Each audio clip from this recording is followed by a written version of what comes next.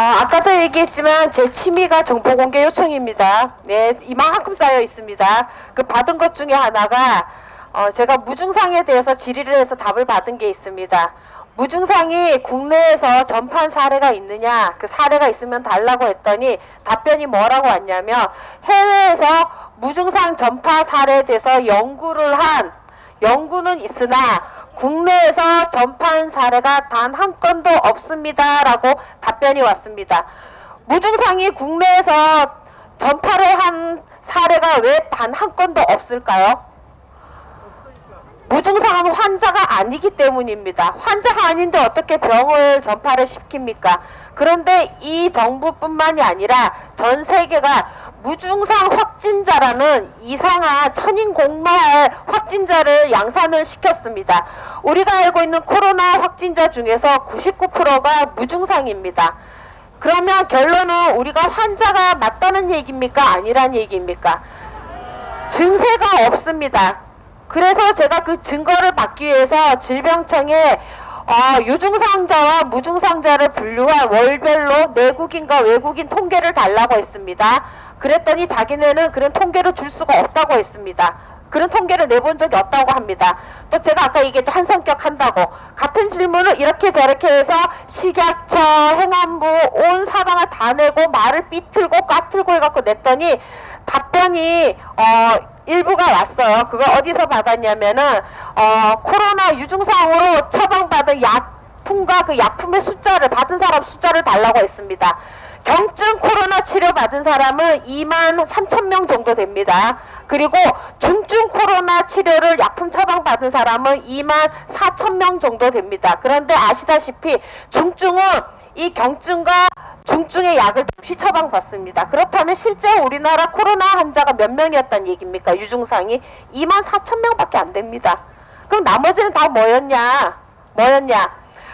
제가 코로나 중증으로 격리병동 입원했던 분들한테 물어봤더니 전부 다 폐렴 치료만 받고 왔습니다. 폐렴 약품을 먹고 폐렴 치료만 받고 왔다고 합니다. 코로나 약은 전혀 받지도 않았대요.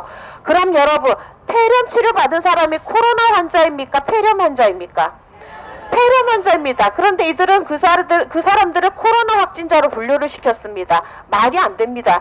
우리가 이건 특검을 내서 무조건 다 밝혀내야 됩니다. 그리고 이 폐렴이 왜 확진자가 갑자기 늘어나느냐? 저는 확신합니다. 여러분, 이 마스크 때문입니다. 이 마스크는 사실 입에 습기 때문에 오래 장기간 쓰는 사람은 하루에 2번, 3번 교체를 해야 되는데 제가 어르신들이나 일반인한테 물어보면 만성적으로 쓰다 보니까 아까워서 며칠씩 씁니다. 저부터도 이렇게 목걸이로 달고 다니고 어디 실내 들어갈 때만 쓰니까 한 일주일씩 씁니다. 이 마스크를 오래 쓰니까 폐렴이 걸리는 겁니다, 여러분. 그렇게 생각하지 않습니까? 이상하게 코로나 환자가 없고 전부 다 폐렴 환자입니다. 여러분, 코로나는 사기이고 코로나 무증상 확진자도 사기입니다. 코로나 무증상이 국내에서 전파한 사례는 단 한 건도 없습니다. 그리고 제가 질병청에 전화로 민원을 하면 더 웃긴 건 질병청 직원도 모릅니다. 코로나 무증상이 환자이고 전파를 한다고 합니다. 내가 녹취해서 고발하겠다고 하면은 자기도 어버버 합니다. 너무너무 이상한 시대에 우리가 살고 있습니다, 여러분. 자, 우리가 이 진실을 알려면 질병청에서도 우리한테 거짓말을 하고 질병청에서 민원을 받는 사람도 이걸 모르는 무식한 사람을 앉혀놓고 우리가 이렇게 마스크를 안 쓰고 있으면은 방역당국, 구청에서 보건과에서 우리를 이렇게 하라고 벌금을 물리겠다고 협박하러 나오는 직원도 보면은 이 방역 체계에 대해서 거의 모르고 있습니다. 마스크가 공고사항이지 강제사항이 아닌 걸 모르고 있습니다. 우리가 이 무식한 공무원들한테 세금으로 월급을 주고 있습니다, 여러분. 자, 우리가 이 무식한 공무원보다는 한치가 더 똑똑해져야 우리가 이 사기를 이겨낼 수가 있습니다. 또 하나, 어저께 저희가 외출을 했는데 우리 아이하고 테크노마트를 갔다 그랬죠. 밥을 먹고 우리가 제 딸 고객님하고 지나가는데 어떤 엄마가 청년인 아들한테 너 부스터 예약했니? 이러시더라고요. 그래서 제가 멈칫해서 봤어요. 너 부스터 예약 안 하면 쫓겨난다 이러세요. 자, 이 청년을 누가 살인해 사망의 사지로 내몰고 있습니까? 부모입니다. 근데 이 부모가 이걸 알고 그러겠습니까? 아닙니다. 모르고 그럽니다. 이 부모가 왜 모릅니까? 언론이 맨날 세뇌를 시킵니다. 백신을 맞아야 코로나가 중증으로 안 간다고 맨날 거짓말을 합니다. 실제 백신을 맞고 확진자가 700배가 늘었습니다. 여러분, 작년 8월, 9월 1일 확진자가 10명, 20명, 많을 때는 30명, 제일 많을 때는 80명이었습니다. 아십니까? 작년 8, 9월 상황이었고 일병 전문가들이 하는 말이 우리나라 대한민국은 코로나의 집단 면역 형상이 보였다라고 얘기했습니다. 그 정도면은. 그런데 올 작년 11월부터 시작해갖고 확진자가 늘어나더니 올 1, 2월, 3월에 폭증을 했습니다. 근데 그 폭증한 확진자의 대부분이 외국인인 거 아십니까? 모르셨죠? 제 취미가 또 정보 공개다 보니까 받아냈습니다. 너무 웃깁니다. 올 3, 4월부터 시작해서 6, 7월까지 우리나라 확진자의 대부분이 외국인이었지 한국인이 아니었습니다. 이들은 외국인을 검사를 집단해갖고 확진자를 만들어낸 다음에 백신을 누구한테 강요했습니까? 우리한테 강요했습니다.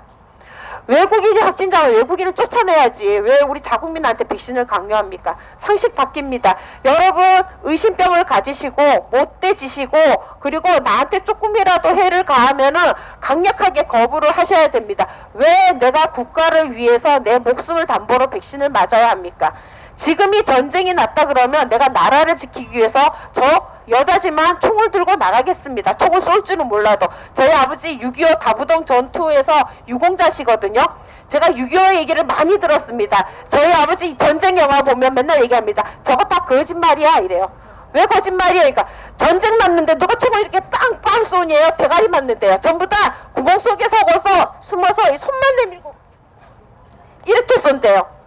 왜냐하면 고개를 내밀면은 총에 맞기 때문에 진짜 전쟁이 나면은 그 누구도 우리가 영화에 본 것처럼 이렇게 멋있게 이렇게 빵빵 쏘지 않는데요. 다 거짓말이래요. 그리고 전쟁은 절대 낮에 총싸움 하지 않는데요. 서로가 적이 잘 보이기 때문에 밤에 전쟁을 하고 낮에는 숨어 있는데요. 저희 아버지 3년을 넘게 6.25를 거치신 분의 말씀입니다. 그러나 저 여잔데 총 쏠 줄 몰라도 저희 아버지처럼 머리 숨기고 손만 내놓고는 저도 쏠 줄 압니다. 저 전쟁에 참여하겠습니다. 그러나 지금이 전쟁입니까? 내가 전쟁이 난 시대에 살고 있습니까? 이 평화로운 시대에 왜 우리가 백신으로 내 아이를 사지로 몰고 내 남편을 사지로 몰고 내 자신을 사지로 몰아야 합니까? 왜 국가를 위해서 내가 백신을 맞아야 되고 왜 타인을 위해서 내가 백신을 맞아야 됩니까? 이건 말이 안 되는 겁니다. 나는 나를 위해서 살아야 됩니다. 나는 내 가족을 위해서 살아야 됩니다. 여러분 이거 명심하십시오. 개인주의와 이기주의는 엄연히 다릅니다. 이기주의는 남한테 해악을 끼치고 자기 이익만을 이제 요구하는 자들이지만 개인주의는 남한테 피해를 안 주면서 내 스스로의 자유와 권리를 지키는 게 개인주의입니다. 우리는 개인주의를 지켜야 됩니다. 왜냐? 내 자신이 소중합니다. 내가 있어야 내 가정도 있고 내가 있어야 이 나라도 있는 거지 내가 죽은 다음에는 아무 소용이 없는 겁니다. 여러분. 네.